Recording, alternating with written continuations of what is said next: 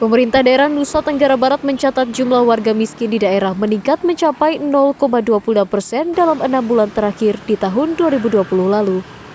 Kenaikan angka kemiskinan diduga karena menurunnya kemampuan ekonomi warga di masa pembatasan sosial akibat pandemi COVID-19.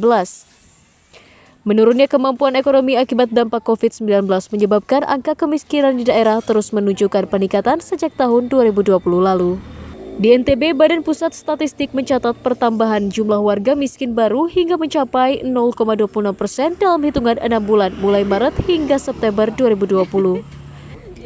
Berdasarkan data terbaru BPS, angka kemiskinan pada Maret 2020 mencapai 713.089 orang, sementara pada September 2020 naik menjadi 746.004 orang atau naik sekitar 0,26% dari angka 6 bulan sebelumnya dan terjadi merata di seluruh kabupaten.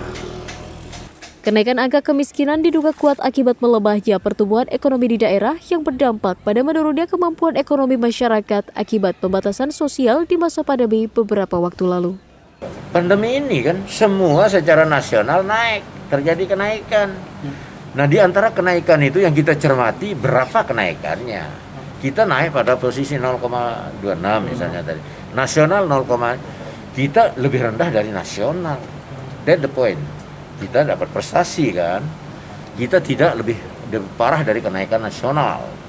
Selain fokus mengatasi penularan COVID-19 di seluruh kabupaten di NTB, pemerintah daerah saat ini terus memotivasi warga dengan mengoptimalkan penyaluran stimulan melalui sejumlah program pemulihan ekonomi yang digulirkan pemerintah di daerah. Dari Kota Mataram, Emi Kusuma, Tim Liputan, melaporkan.